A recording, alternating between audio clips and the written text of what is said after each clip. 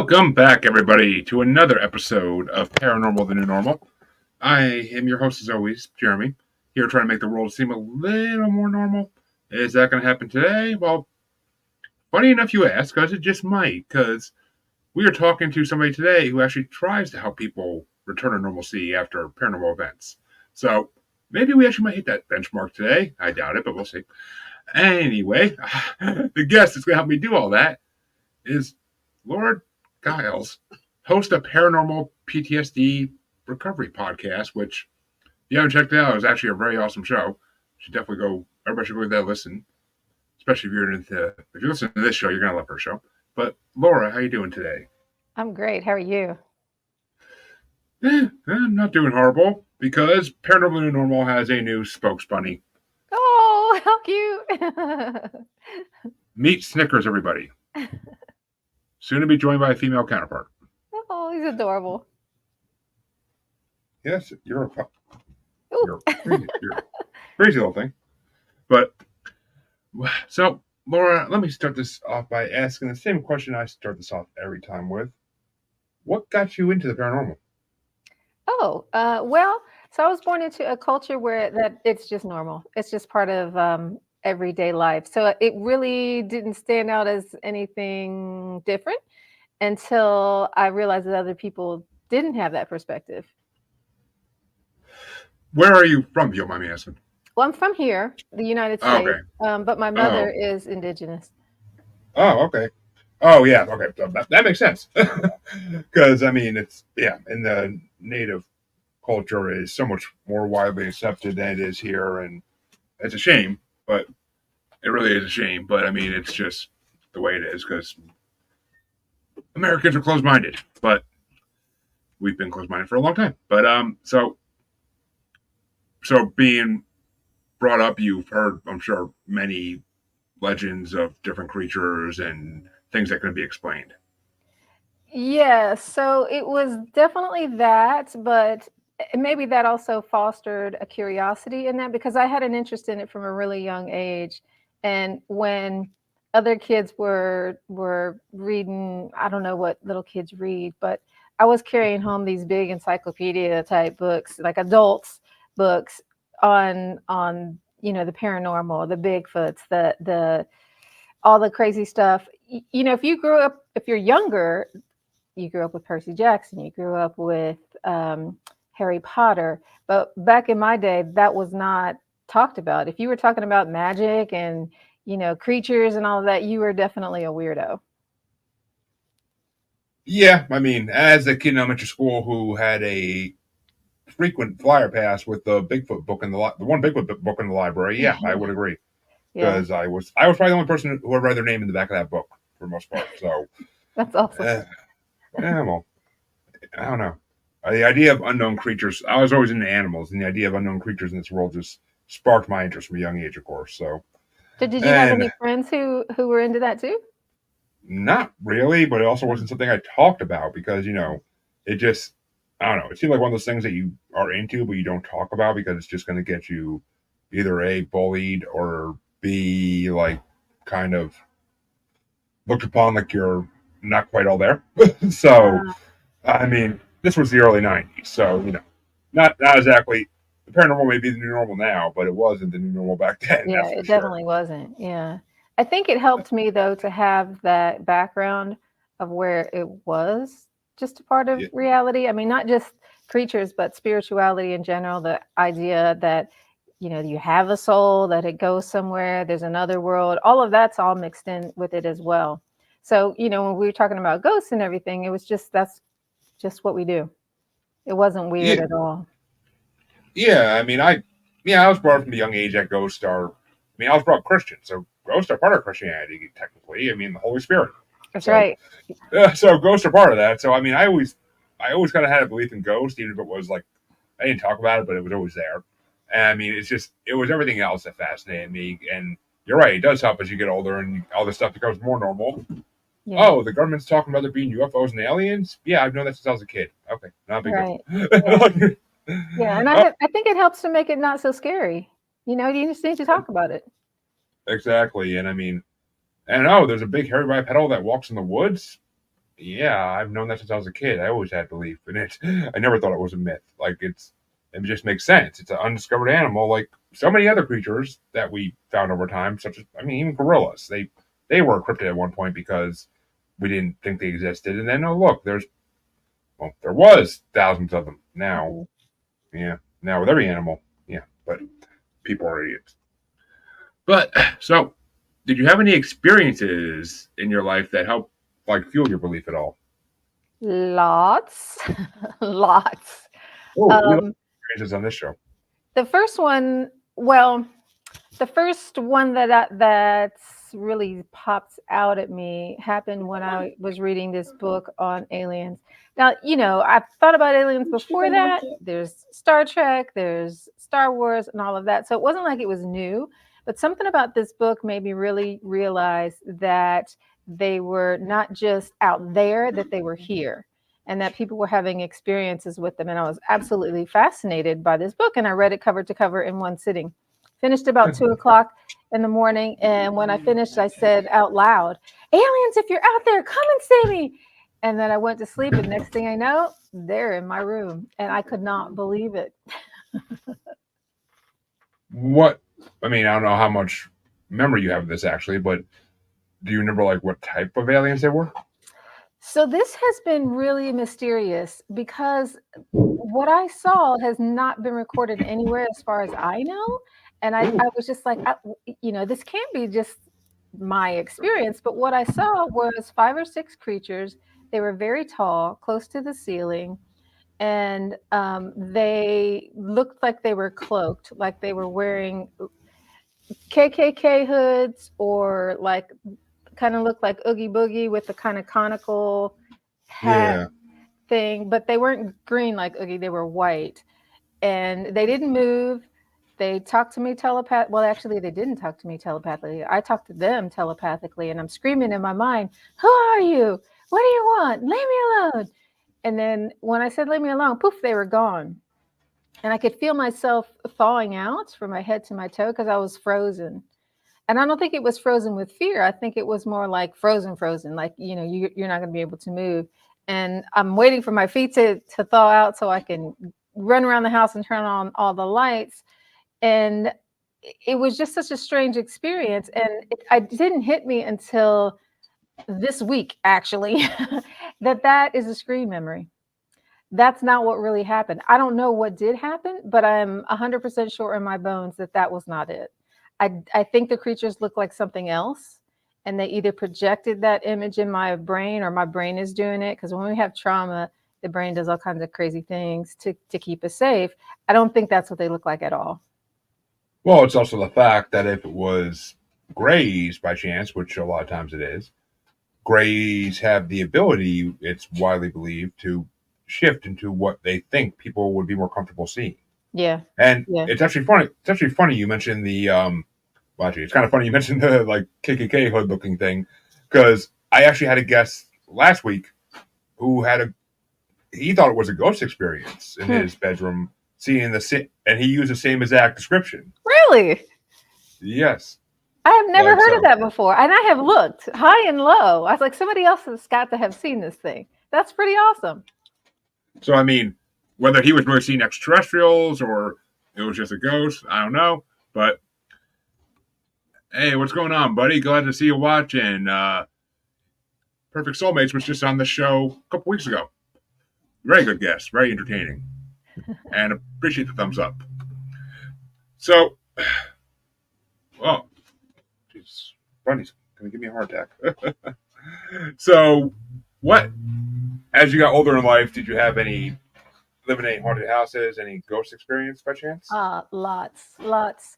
Um, so there was this one haunted house we went to. I went to. They were doing like a Paracon where Okay. had their speakers and they were talking about different things, and they had a séance at the end. It was a 2-day event.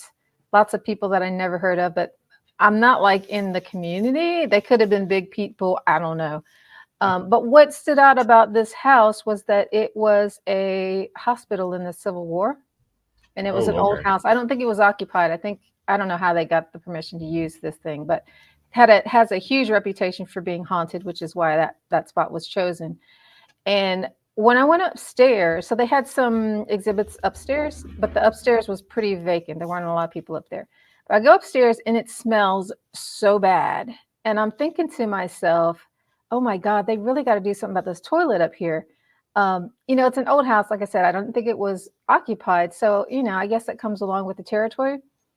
Well, the next day when I went up there, the smell was in a different place. And that's when it hit me. Oh, that is not the toilet. So that's one of the things that happened there. And then in the basement is where they kept the bodies. When somebody died back then, it's summertime. You got to do something with the bodies, and they would just put them in the cellar. So we went down to the cellar, and that was also really, really bad. Um, I'm I wouldn't say that I'm psychic, but I have a very good felt sense of things. And you just go Yeah. down there and you just cannot breathe. It was so, so awful. And I went outside and I'm laying on the ground and I'm looking up at the sun. And my friend was like, "What are you doing?" I'm like, "I need some different energy." And she's like, "Girl, you are crazy." I was like, "No, I have to. I have to." Makes sense. I mean, a house that old with Civil War history, especially, is going to Yeah. be 100% haunted. Because I mean, anything to do with the Civil War basically is haunted to some degree because it's just was such a Yeah. tragic event in history. But Yeah. I live in the Civil War territory in Virginia. There's a oh, lot okay, of that around here. yeah. I mean, I've seen videos and photos from Gettysburg, and it's the stuff you can capture down that area is ridiculous. Like it's Yeah. anybody who doesn't believe in the paranormal, like go spend a couple nights in Gettysburg. Like, oh, you'll see something. I'm sure Right. of it. But Gettysburg. Yeah. I mean, it's everywhere in Gettysburg. yeah, it is because I mean it was one of the bloodiest things that happened on this. Well, one of many bloody things that happened on this land. I should say there's been a lot Yeah. of bloody things, but I mean because I live in Massachusetts, so I spent a lot of time on the South Shore, and the Bridgewater Triangle is very very haunted. So Mm. I mean, and that's actually I mean that's actually there's Native American elements to that too, which is the scarier part because I mean yeah, it's just those any place that has Native American elements to it is usually is extremely haunted if it is haunted at that point. So what And do you think of Salem? Have you been up to Salem? I've been to Salem once, and I didn't really get anything. I mean, it's more just it's attractions nowadays. I mean, it's all haunted houses and stuff. I mean, they do the tours. We did one of the walking tours, so I walked right like over where witches were hung, Mm. and it just I mean I didn't really get anything, but then again I'm not exactly the most empathic human being on earth. Like I have some empath abilities to a degree, but it has to be pretty strong. Like in my own house, yes, I can sense the things living here, but in Salem, I don't know. I think it's just too many people. I think it's Mm. just, and I think it's a tourist attraction. I think the spirits are sprung up alone, so they don't come out. Like they don't like show themselves or let you know they're there. They just kind of like go away. Like they're like go away. We've had enough of you for the last 100 years. Like we don't need any Yeah. more people come through. But from what I've heard from other people who have gone there who are more into their abilities than I am, that if you go there at night and if you go near the areas I was in, like that, you can see things, you can sense things. But I was also there in the middle of the day, so I mean Yeah. that's a whole other thing, you know. Well, I do think it's a good point that the tourists make a giant difference. I think anywhere you go and there's all those people, then the energy gets lost. It's just too much going on. But back in the Yeah. day, they didn't have all that, and it was really spooky back then. Oh, I'm sure. I mean, yeah. I mean, it's just the amount of people in this world in general. That's more energy getting dispersed around. It weakens every energy, and Yeah. so the spirit energy is not going to be as high unless they want it to be. Which, I mean, yeah. I mean, so if you the experience, if you go into a haunted house by yourself versus going into an actual haunted house with a group of paranormal investigators, it's going to be completely different because either the spirits are going to play with the paranormal investigators and just like play little games with them, but they're not just going to show themselves out when there's a group of 20 people there trying to investigate. Like if you go in there by yourself, there's more of a chance they'd be willing to communicate. At least in my opinion. Well, there's a house around here. I've been there 3 times for public paranormal investigations, and they have equipment that you don't. So I'm not a paranormal investigator. But they have equipment that anybody can use while you're there, and every Yeah. single time I've been, they have activity, crazy activity. And there's 3 different areas where people can go, and it's busy in all of them. Now, maybe you know something about this, so I'll throw this out to you. But Okay. every time I'm there, so like if I'm in building 2, the energy goes away. And then I leave, now they got activity in 2. And the activity that was in 3 is now gone. Do you know anything about that? I mean, it may mean that you are a. It may mean that you have the ability, whether it be a passive ability, to calm spirits. Hmm. I mean, I don't. Well, actually, that would kind of line up since you do run a podcast about paranormal PTSD recovery. So, I Yeah. mean, that it would line up that that would be like in your skill set because everybody has abilities to some degree, whether they realize it or not, whether it's a known thing or not. Everybody has some kind of abilities in the spiritual realm. So maybe you just calm them. I mean, maybe your presence to them is just calming, and they're just like, all right, we're nice and calm now. You guys aren't going to see us or hear us. And then Yeah. once you I leave the don't room, know. I mean, once you leave the room, maybe they get more active again. I mean, the only comparison I can think of is in the Marvel comic books. There's a mutant in the X-Men universe that negates other people's powers, and Oh, it's kind of like that's kind of like the analogy I can think of is like you kind of calm them, you kind of make them not seen. So I don't know. I mean, and like if I'm at a distance and there's orbs, so I was in the upstairs window one day, and I'm looking out towards the parking lot. There's a bunch of people in the parking lot, and you can just see the orbs. And everybody's taking pictures. The stuff is showing up on camera, so it's not like I made this thing up. And I go down there to get some pictures too. It's gone. So I can see it from a distance, but if I get up in it, I don't know what it is. I mean, I mean the only other theory I would even have, and this is a weak one at best, is that they know you know they exist, so they don't feel the need to show themselves to you. I don't know. It's Because I very mean, weird. it's highly hypothesized that the passed on only show themselves, well, majority of the time, because they want to be seen. They want people to I think realize they're so. still there. Yeah. So if they recognize it, I mean, because it's all telepathic in the spiritual realm. So if they realize that you know they exist and that then there's like, all right, we don't need to show ourselves to her. Let's go find somebody else to show ourselves to that doesn't believe. Like it's, I don't know. It's like I said, it's a weak theory at best that one, but it's the only other one I really had brewing in my brain. I never. It's a unique situation I never really heard of before, and it intrigues me. It really does intrigue me. So, but Yeah, well, that's uh, why I stopped going because I was just like, well, what's the point?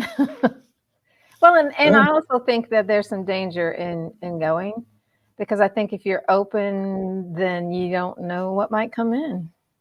exactly. I mean, you don't know what's going to come in, and like Perfect Soulmate said, we are all X Men with different abilities. It's true, at least in the paranormal world. I mean, we can't fly, unfortunately. We can't teleport, but all the ones to be helpful we can't do. But in the spirit world, we all have our own abilities to some degree, and they can be helpful in their own ways. But so, what made you want to start helping people recover from paranormal instances? So I've been in trauma my entire professional career, and I've also had people come with paranormal PTSD my entire professional career, but it was rare in the beginning. It was just usually they came for something else, and we kind of stumbled upon that piece because people don't talk about it. And it wasn't until I was looking for help with my own situation. It's actually the one that I told you about that I realized was a screen memory. I was like, this is it wasn't scary. It was scary at the time because I was frozen. But it wasn't like I was losing any sleep over it. I was totally calm about it until I realized there's more to this than I think. And I wanted to get some help with it by someone who I thought was qualified to be in a vulnerable place with, somebody who understood the paranormal, and somebody. that was I felt like was going to help me. And so I had a kind of a tall list of Did stuff I know that you have a bunny? I was looking for as a therapist. I want somebody with skills, you know. So No, I finally found somebody, and I said, the okay, dog.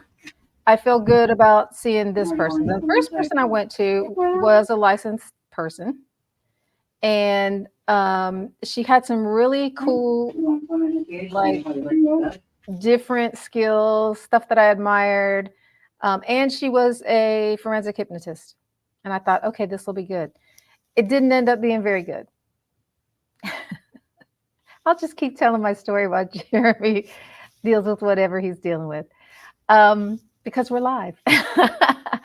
And so she was real interested in my story, and she was kind of projecting onto me that I was seeing reptiles, or not reptiles, sorry, praying mantises. And she was telling me about her situation with a praying mantis and all of this. And it just didn't feel good because it felt like she was a voyeur on my experience, and like it was all about her and her telling me about her experiences with praying mantises. And I just didn't feel like I was having a good experience. So I was like, okay, go to the next person who was highly recommended from MUFON. And I thought, okay, MUFON, that's cool. This time it'll be great. And that one wasn't really great either. And then that's when I was like, okay, there needs to be some kind of something set up to help connect people with services, to help people know that they need services, to help them know what to look for, and those kinds of things. I was like, this is a hole that is not being filled. And I just felt like, I have the skill set to do this, so let's just do it. And that's what led to the creation of the podcast. Yeah, I mean, well, one, I mean, the first thing you said you touched on is the praying mantis thing. That is something I've heard before, that there are experiences people have with praying mantis, whether they be extraterrestrials or cryptids, we really don't know. But I mean, I kind of lean towards extraterrestrial route because, insectoids are one of the hypothesized alien forms because there's more adaptability to survive on harsher planets than ours. So, and I mean, that idea has been around for a while too. So it's, I mean, I don't know. I can't imagine seeing like a human-sized praying mantis. That'd be creepy as crap. But and sorry about that. I had to go put the bunny back in the new cage. But I didn't want my daughter carrying it because that might not end well. But so I mean, the podcast. It sounds like it's a good idea. I mean, honestly, because even in all the 200-something episodes where I talked to people who have had these experiences, I knew PTSD from them was a thing. It's for some of them, it definitely is a thing. But I never really thought about therapy for it or anything, because most therapists are going to laugh you out of the office if you go and talking about that. Right, and that's what happened to me. At the second one that I went to was treating it like a mental health issue, and I'm not crazy.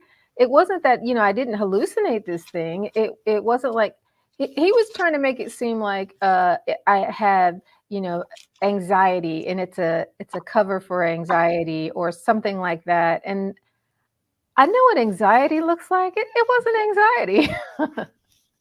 Yeah, I mean, I get that. It's I mean, that's what therapists do. If you have anything outside the normal 20 issues they can deal with, they're gonna try to medicate you, diagnose you as schizophrenic or any of those types of bipolar or any of those diseases. And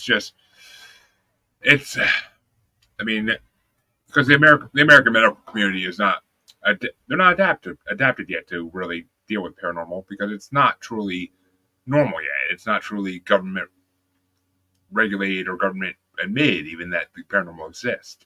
They've given hints. They put signs up at parks saying "Don't feed Bigfoot." Why are we feeding something that you guys don't say exists? Excuse me. Can somebody in the government explain this to me? I would love to get them on my podcast, but it's just they don't want to admit these things exist, so there's no official medical ways to deal with it. I mean, take people who get abducted too and have strange metals in their body that can't be explained. Yes. Try to get a doctor to actually take that out of you and study it. I know people. I've interviewed people who've gone to 20 different doctors to get it figured out before they finally find one who believes them enough to actually do it. And it's sad, because we could learn so much more if the medical community actually wanted to help with this. Yeah. And sure, there are other ones out there that do. I mean, I'm not going to say that they're all not willing to help. There's definitely ones out there willing to help, but it's hard to find. That's what I'm saying. Yeah, and I think that a lot of people don't realize that it's a problem for them. But on shows like yours, and on shows, any show that deals with this, that you have people who come on who have experienced stuff. And I hear them say over and over, and I haven't been the same to this day. And every time I think about that thing, it still gives me the creeps or the chills, or, I still have nightmares about that. That's PTSD. You don't have to carry that around for decades. There's help for that. Nobody has to suffer from something like that. Exactly. I mean, they shouldn't have to, at least. But Yeah. and you just said a phrase that stuck out my mind. Oh yeah, I haven't been this. I haven't been the same since. Which Yeah. that's it's funny because on every paranormal based TV documentary type show, that's how every episode ends. And I haven't been the same since. Like it's that's the tagline of how every episode ends. Like it's just, and you're not gonna be. I mean, you're not gonna be. I mean, we just had we just got some pictures on our security camera in our backyard a couple weeks ago, and today I'm still shook by what I'm seeing. I don't know what I'm seeing. I really don't. I can see shapes. I can see things, but I shared it out to some paranormal communities I'm in, the people I trust, their opinions, and Green Man was the only suggestion that came up, but Oh, wow. which I'm not even sure what Green Man is. Honestly, I've heard the name, but it's not something Hmm. I've actually had conversations about. But I mean, I don't know. It's weird. I don't know if it's a shadow figure. I don't know if it's spirits. I don't know. I mean, it very well could be. That was my first guess because I live in a possessed house. So I mean, my first guess was, oh, it's just rallying his dog. I'm guessing. Mm. But as then the pictures changed, and then it looked like there was a face in the sky, and it looked like there was, and I mean, the dog-looking spirit, as I call it, it changes colors, it changes shapes. Like I don't know what to make of it. Like it's hard to explain, really is. That's awesome. But I think one of the really cool things about having a society where there's so many cameras is that you catch these weird things. exactly, I mean, I've yet to find anybody who can give me a real answer what it is. Like, or, I mean, I kept up with one of my psychic friends to be like, "Oh yeah, that's what it is." Like they would just have the feeling. Like I don't know, but Hmm. Hmm. and the weirdest thing was the last picture had like a fiery headed thing in it. It looked like a Ghost Rider almost, like or like Dormammu in the original comic version of him. So I mean, it's weird. It's that kind of like I was like, what the fuck is that? I'm like, this is my backyard's all woods. There's no neighbors or anything, so Oh. it can't be like them having a fire in a barrel or something and me seeing like the it from a distance. Like it can't be what it is. Like it's all woods. So what could it be? And it's not the entities that are in your house? I don't know. I that was my first guess. Like I said, that was my first guess. Was it's just them chilling in the backyard? But why wouldn't we have caught them on camera before then? Is my question. So the entities in your house are not humans. Oh, I mean they're spirits. They're spirits of the original people that lived here, and apparently my house is a stop on the road for spirits that are traveling. Oh. From what I've been told. From what I've been Hmm. told, I don't have any knowledge on that besides what I've been told by people who have been on my show and have sensed it. Oh, okay. But I mean, and we had investigators come to the house a couple years ago, and they just confirmed it was the couple that lived here originally that built the house. Oh, They just okay. didn't want to. They just didn't want to leave. So, Huh? and they're not, and they don't bother us, so we don't. Not like I'm gonna try to evict them. So Yeah. I think they're that's not the doing best way to deal with it. They're not bothering anybody. Leave them alone. exactly. If it was some like poltergeisty experiences, then yeah, it'd be a different story. But they typically the worst you'll hear is like if you're in the basement, you'll hear footsteps upstairs when everybody else is asleep. Mm. Like that's the worst. That's the worst of it. I mean, they've calmed down a lot since we moved in, and now they're just content with us being here. So it's Yeah. fine. It's fine. No, not too worried about it. But you did okay. So you told me you had a camping experience, and I'm dying to hear it because it sounded interesting.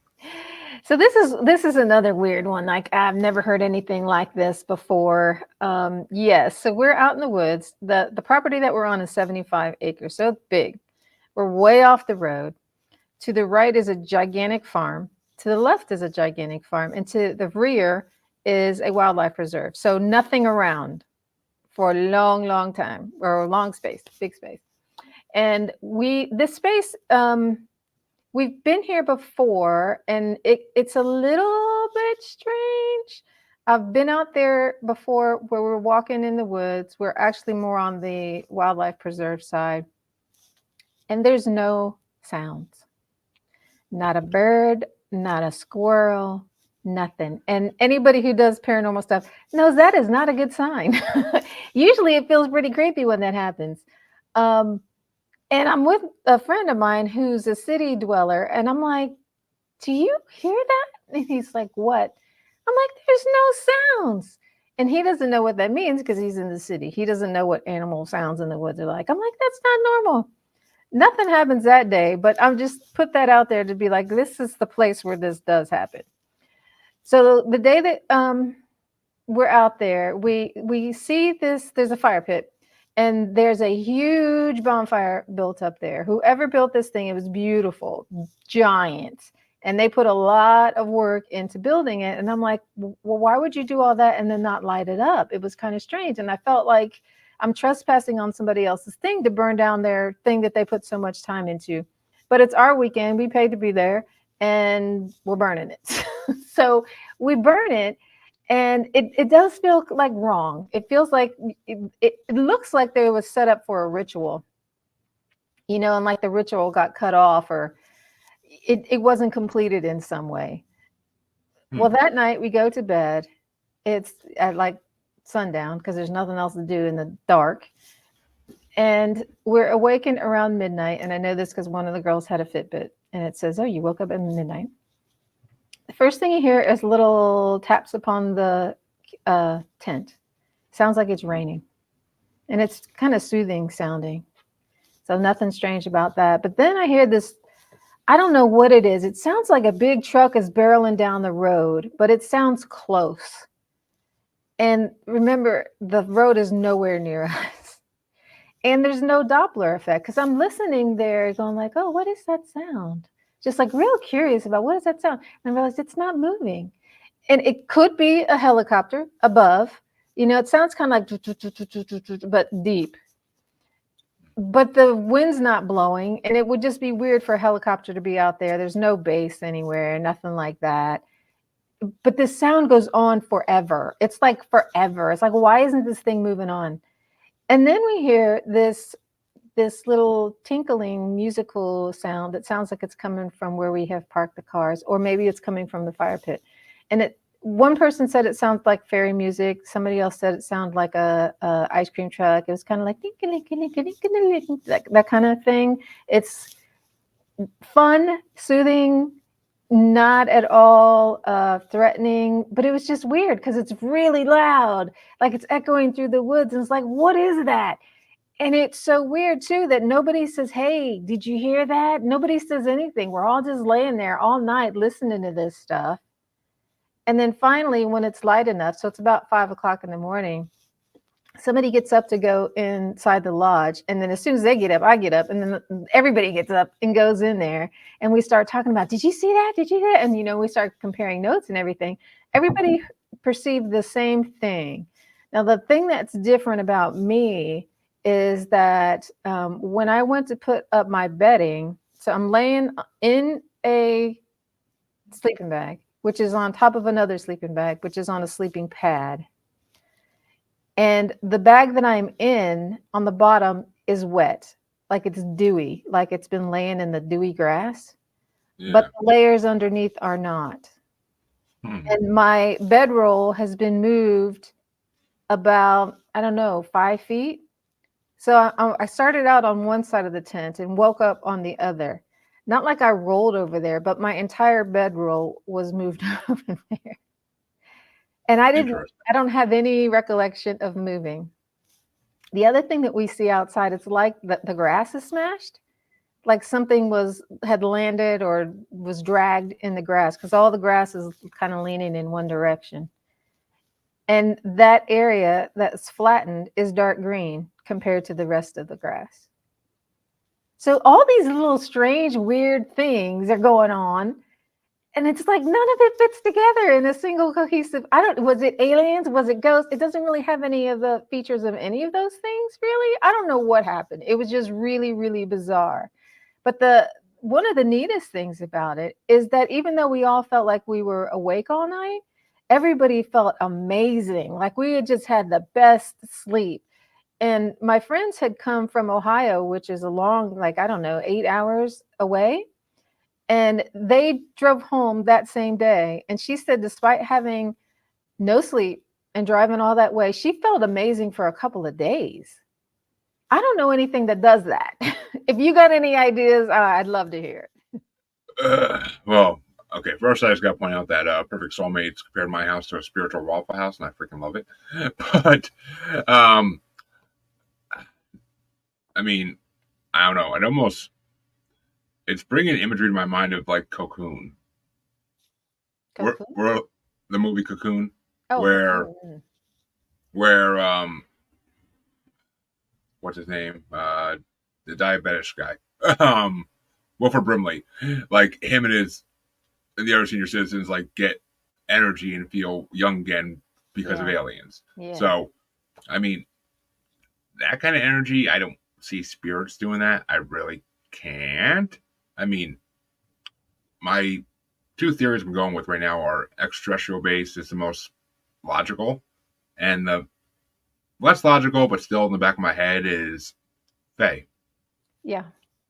which I mean, as since your mother was indigenous, I'm sure you were raised to believe that Fae exist, and that Yeah. which I mean, I'm a huge believer in Faes, elementals, whatever you want to call them. They exist. They just don't show themselves as much because humans have taken over the earth. But and I mean, they have been known to give people energy, happiness, like whatever you want to call it, just by being around them. So I don't know. It could be that. I mean, and there's also theories that these are the same thing. That phase and extraterrestrials are the same thing. Like it's Hmm. there's theories of that too. So Hmm. I not. I mean, the grass color is what makes you think extraterrestrial though, because that that could be the grass reacting to whatever fumes their ship was putting out. I mean, that's what I'm thinking is that the fumes from the ship might have changed it, but I don't know. It's definitely a interesting thing, and so I mean, yeah, I don't know. I don't know what would make adults feel that way. I never heard an experience like that where adults are Weird. all. Yeah. Usually, it's experiences like this happen. And everybody's exhausted the next day. Everybody feels like Right. their energy's been drained, which makes me. I mean, I definitely don't think it was anything malevolent, like demonic or anything It like didn't that. feel like it. Yeah. And there Because was usually, no, we heard what sounded like rain. There was no rain. So I don't know how the bottom of my sleeping bag got wet. And we walked down to the fire pit the next morning because we were like, it sounded like they might have been, the music was coming from down there. And once we reached this certain point, the hair on all of our arms went up. And we were like, did you feel that? Everybody did. I don't know what that was, but there was something going on with the fire pit and all of this. I don't know. I mean, I don't know. I I mean, unless one of the entities came into your tent and was around your, which I mean, that's a whole nother level of creepiness that I don't even want to imagine. But I mean, well, I mean that would also explain how your bedroll got moved, though, which is kind of I don't know. I It's mean, very strange. it is. I mean, I I'm at a loss. I really am at a loss to try to explain it, and I love when that happens because I like when it's things I can't like easily skip sides away or explain. Like it's just, ooh, that's Yeah, it does have some elements of ET, but then I don't know. It does. I we thought it was fairies. yeah. I mean, the Fae would be a logical explanation for it, and Right. if you're in the middle of the woods, that's where they're going to be. And I don't know, maybe. I mean, they are. I don't know. They do usually have really like close relations with animals as well. So I don't Hmm. know. Maybe some frogs or something came into your freaking tent. I don't know. Fae are. There's not enough information about them out there for me to really comprehend everything about them to the point that I want to. Well, if But anybody's listening now or later, I would love some feedback on this. Yeah. yes, people, let's.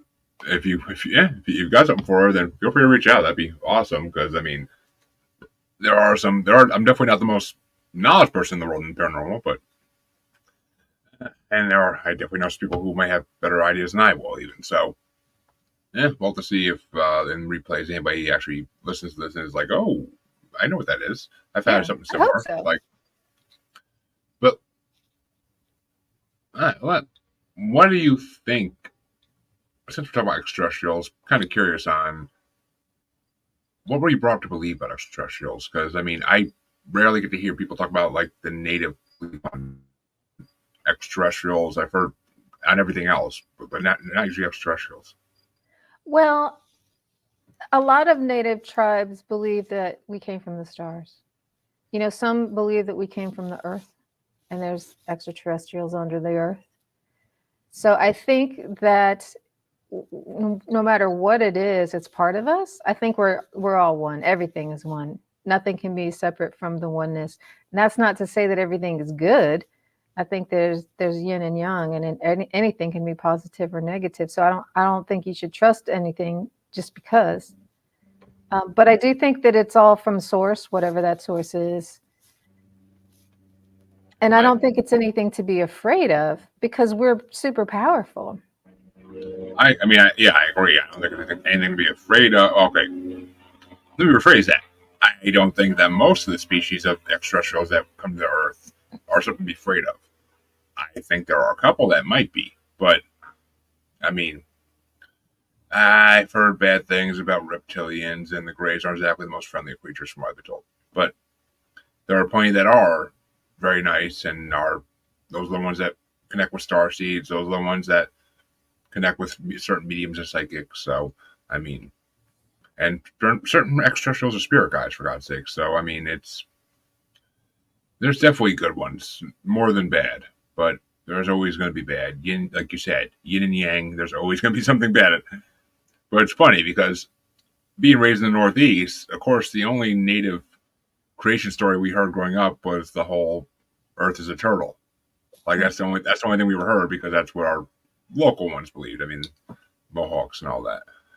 So I mean, the fact that natives saying we come from the stars was a later in life Hmm. revelment to me. Like it was just one of those things that just I was like, all right, that makes sense. I'm like, and that forms part of my belief patterns now is that we came from the stars one way or another. I'm not sure exactly how. I'm not sure if they say that because we were created by things that come from the stars, but that's a whole. I could debate for 2 hours on the origins of humankind and still not be fully done with it, but that's just the way it goes. But Yeah, I think there's a lot that we don't know, and I'm not real hung up on I have to know because I don't know that you can know. Maybe some things aren't meant to be known, and that's just part of the great mystery, and it's what makes life interesting. But I don't think you have to be afraid of it because we are part of that, and we are powerful. And I'm not saying that means that we can dominate everything. I'm just saying that we all have power and we have light, and there's more to life than this body. And I think if you cling to this life so desperately and live through a lens of fear, then you're not really living.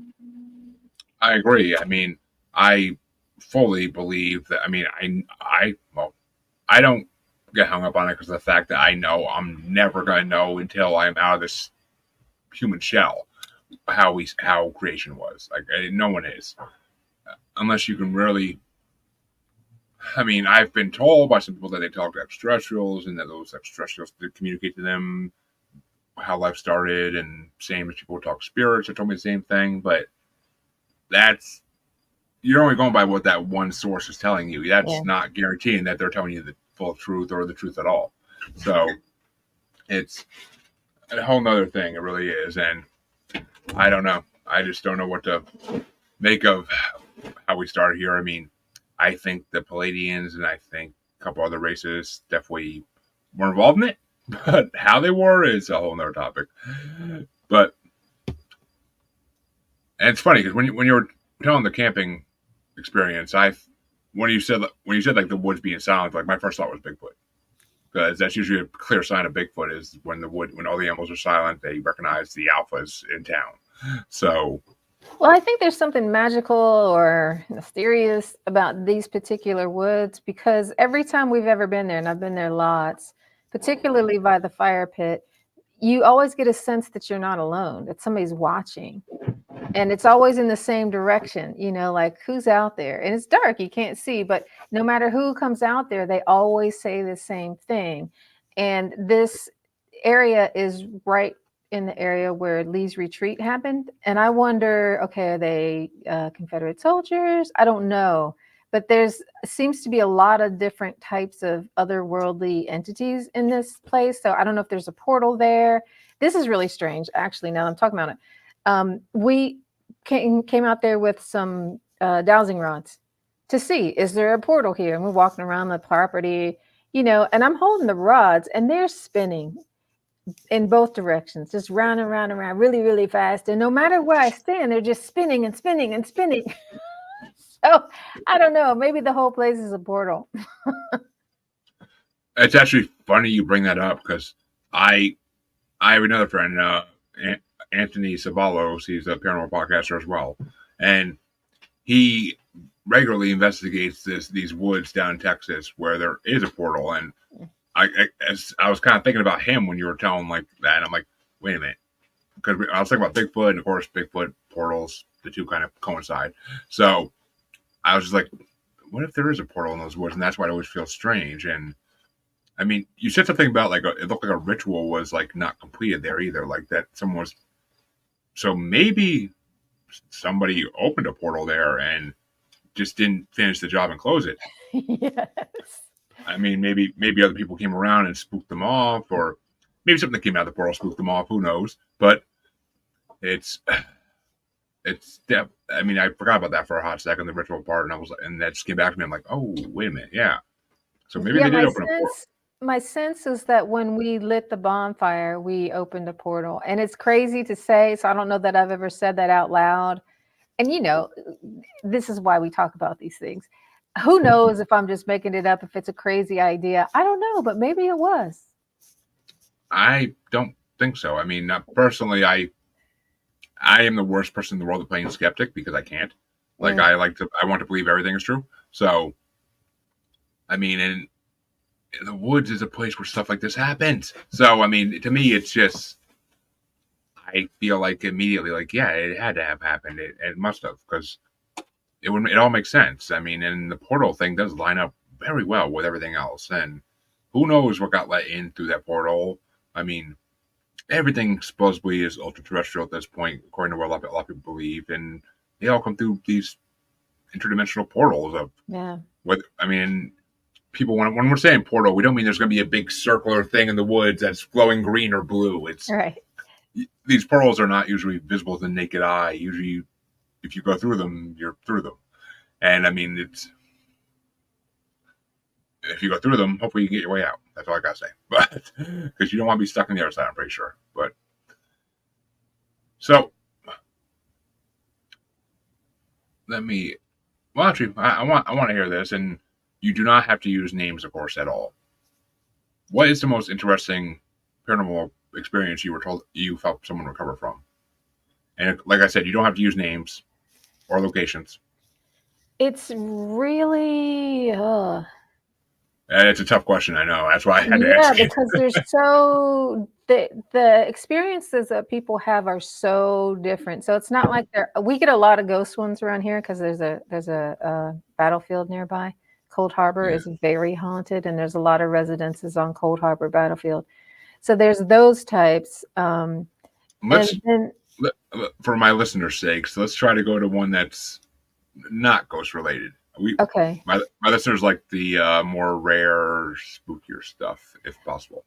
So I had a person who had an experience that they didn't know what happened, and that's common. A lot of people come in and say, I don't know what happened. Either I don't remember it or it's just so weird, I can't make sense of it. And one of the things that I do is regression work. And I don't think that it's important to remember what happened. In fact, memory can make you re-traumatized and get in the way of healing. But sometimes you want those stories. It's like closing a book. Need to know the end. So I understand the need for the story. And I didn't know where we were going with this guy, but he had the most crazy experience. If there's a Matrix, he was in it. And it was like he had been in it for millennia, all alone, and didn't it was like he had become so separated from whatever. I think in my mind it's source or something, but we never said that. He was just separated from something and alone. And there was all kinds of mental reasons why he couldn't go back. And in exploring this, it was kind of like the never ending story. And that the more that we explored, the more that he remembered. And everything just started filling in so beautifully. And he's not out of the Matrix, but he's not in it anymore either. So I don't know if that makes any sense at all. But Ooh. that's definitely the most interesting one. You see, I've heard a lot of tales of people having glitches in the Matrix where you, like, one of the ones that sticks out in my head the most is a guy saw a car going down the road that had not circular wheels. It had, like, square wheels. And then, like, he never saw it again, but it was just like a glimpse. It was a glitch in the Matrix, like, which the simulation theory, the Matrix, as it's commonly called, I don't really, it's hard for me to say what I believe with it. Because I've heard so many examples that makes me think we are living in one. And I mean, if we are living in one, I 100% believe it's extraterrestrials controlling it. I 100% believe that. We might just be, I mean, honestly, South Park may have got it right. They may have got it right. Earth may be a reality show that extraterrestrials put together with all different creatures. It would make sense, honestly. It would make so much sense. So I don't know. I mean, it's just, I think South Park got it right on that one if there is a simulation going on. And whether I don't know. I can't say I personally had any experiences that make me think that I can say like are 100% proof I'm in a simulation, but it just, as maybe what I said before, whoever's making the simulation, whoever's playing me in this video game, you suck because I need to level up. But come on. Yeah, I guess But maybe simulation is not the best way to describe it. He was more like in the void. He was in the nothing. And he didn't know how to get back to something, how to get back to a existence. but was he? So was he basically just in a place where there was nothingness, where there was just There was nothingness. like, what was he physically there, or was he just mentally there? No, That's he the was question. physically there. So it wasn't totally nothing because it was in a building of nothing. There was a structure, but he Huh. couldn't get out of the structure, and everything, it was kind of like labyrinth in that everything kept changing all the time, and you go this way and it's different, and you go that way and it's different, but it's all the same thing. And then as we began to explore and I began to help him to be present in it, then details began to emerge. And the more details there were, the more details there were. So it started to go from nothing to something, and from despair to hope. So where we are in that journey now is that it's not nothing. Um, there's more of a structure to this reality, but there's still not people in a civilization, a sense of belonging or something. This is one of those things where I think psychologists would say, well, maybe it's metaphorical, but I think reality is metaphorical, so it doesn't really matter. It's symbolic. If you create a change in the symbology or the metaphor, you create a change in the actual world, and that's happening for him.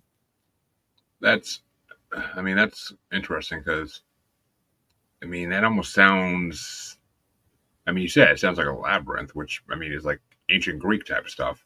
But to be, I don't know, there's something that's in the back of my mind that's to do with like being in an empty building and you can't get out of it. Like it's a repressed memory. I don't think it's a repressed memory, but it's like a buried memory of something like that. I don't know if it was a video game or TV show or something, but I mean, that almost sounds like one of the levels of hell. But it really does. But Well, it could I be a don't know. screen memory. It could be a metaphor, but the thing about the way that I work is it doesn't matter if it's a metaphor, we can get healing anyway. Because it doesn't matter how you're constructing reality, it is your reality, and that's what we're trying to shift. Exactly, and I mean, I agree with that, and I, I don't know. I mean, it could be a screen memory though, because Could be. what if he was just, what if he was with, what if he was abducted with extraterrestrials all the Yeah. time, and Yeah. that's what they implanted in him to make him like feel like he's stuck, like Yeah. feel like he's lost. Yeah. If he I was a little boy and he's about on a gigantic ship, that could very well be the way that he perceived it. Exactly. I mean, that could be the way they made them. They made him perceive it. I mean, Yeah. because we all know extraterrestrials like to play tricks with our That's mind, right. and I mean, some of the stories I've heard of things they look like, oh my god! But it's unbelievable almost. But at the same time, like this person doesn't seem like they're lying. So it's okay. Why would they lie about this? That doesn't Yeah. make sense. So Yeah, and I'm okay with working on that level because I think if you force somebody to remember what it really looked like, I mean, there's a reason why they're constructing this reality. It's because they can bear it. So why would you I put mean, them in a situation that's horrible? and if you try to make them remember what it looked like, you might be forcing them to deal with something that their mind can't even Yeah, deal with. Like they might just have a complete mental breakdown. yeah, So I don't know. It's interesting and okay. You I asked for a good one. You gave me a good one. So I love it. I love it. yeah. Yeah, all kinds of things happen. You just never know. Everybody's different. So where can people find your podcast? Where can people find you if they have any more theories on your camping experience? Oh. Like The website is paranormalptsd.org, and the podcast is linked there as well. and there you go, folks. So of course for all listeners, be right into the description of the podcast as always, so you guys can click and go and check it out. I mean, you might just find a new favorite show.